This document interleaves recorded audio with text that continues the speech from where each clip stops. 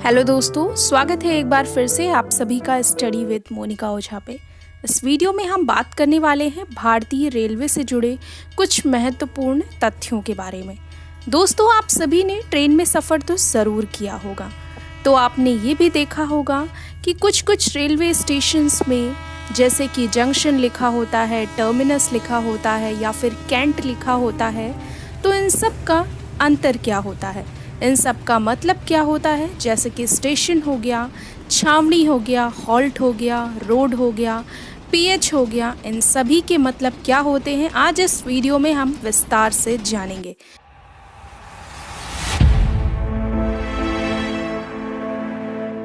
तो दोस्तों, सबसे पहले बात करते हैं सेंट्रल रेलवे स्टेशंस के बारे में। इस वक्त हमारे भारत देश में कुल 5 सेंट्रल्स हैं।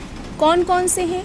सबसे पहला है कानपुर सेंट्रल, दूसरा है मुंबई सेंट्रल, तीसरा है चेन्नई सेंट्रल और चौथा है बेंगलोर सेंट्रल और 5वें नंबर पर आता है त्रिवेंद्रम सेंट्रल।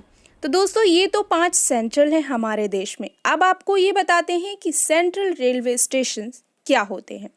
दोस्तों, सेंट्रल्स जो होते हैं ये बहुत बड़े होते हैं। यहाँ पर ट्रेनों का दिन रात आवागमन होता रहता है। सेंट्रल स्टेशंस जो होते हैं वो देश के सभी अलग अलग हिस्से में स्थित लगभग सभी छोटे बड़े स्टेशंस से जुड़े होते हैं, जिस वजह से देश के किसी भी हिस्से में आप आसानी से जा सकते हैं। अब इसके बाद बात करते हैं रेलवे स्टेशंस जंक्शन के बारे में। आपने देखा होगा बहुत से रेलवे स्टेशंस के आगे यानी कि उनके नाम के आगे जंक्शंस लिखा होता है, कुछ इस तरह से जैसे आप अपने सामने पिक्चर में देख रहे हैं। तो दोस्तों, इसका मतलब क्या होता है, आइए आपको बताते हैं। दोस्तों, किसी भी रेलवे स्टेशन के नाम के साथ जंक्शन जो है वो तब लिखा जाता है, तब उसके नाम के आगे जोड़ा जाता है जब उस रेलवे स्टेशन से कम 3 अलग अलग जगह से आने वाले रूट मिलते हों। यानी कि जंक्शन उन रेलवे स्टेशन के नाम के साथ जोड़ा जाता है जिस रेलवे स्टेशन से मिनिमम 3 अलग अलग दिशाओं से ट्रेनों का आवागमन रहता हो। और इस वक्त की अगर बात करें तो वर्तमान में हमारे देश में 300 से भी ज़्यादा रेलवे जंक्शंस हैं। सबसे बड़ा रेलवे जंक्शन जो है वो मथुरा जंक्शन है।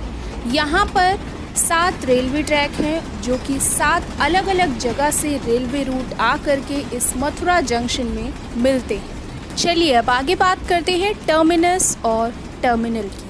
दोस्तों, आप लोगों ने देखा होगा बहुत से रेलवे स्टेशंस के नाम के आगे टर्मिनस या फिर टर्मिनल लिखा होता है।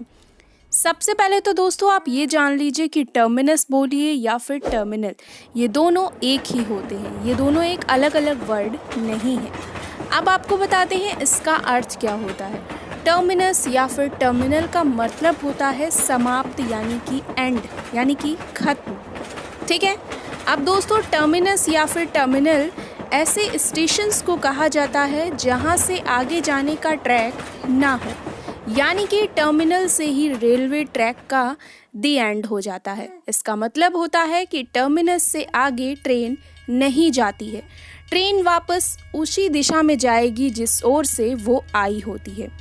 दोस्तों, साथ में आपको ये भी बता देते हैं कि इस वक्त हमारे देश में 27 टर्मिनस हैं, जिनमें से कुछ के मैं आपको नाम भी बता देती हूँ, जैसे कि छत्रपति शिवाजी टर्मिनस, बांद्रा टर्मिनल, इसके अलावा कोची हार्बर टर्मिनस, इसके अलावा भावनगर टर्मिनल भी है, इसके अलावा लोकमान्य तिलक टर्मिनल भी है। अब दोस्तों बात करते हैं रेलवे स्टेशंस की। सिर्फ रेलवे स्टेशंस, आपने बहुत से स्टेशंस में देखा होगा जहाँ पर सिर्फ रेलवे स्टेशन का नाम ही लिखा होता है, उसके आगे कुछ भी नहीं लिखा होता। दोस्तों, रेलवे स्टेशंस की कैटेगरी में जो railway stations terminal, junction, centrals की मानकों को पूरा नहीं करते हैं, उन्हें रेलवे स्टेशंस कहा जाता है। इस वक्त वर्तमान में हमारे देश में 8000 से भी ज़्यादा रेलवे स्टेशंस हैं। दोस्तों, रेलवे स्टेशन के साइन बोर्ड पर सिर्फ स्टेशन का नाम ही लिखा होता है, उनके आगे कोई भी पीएच, रोड या फिर टर्मिनस, टर्मिनल नहीं लिखा होता है।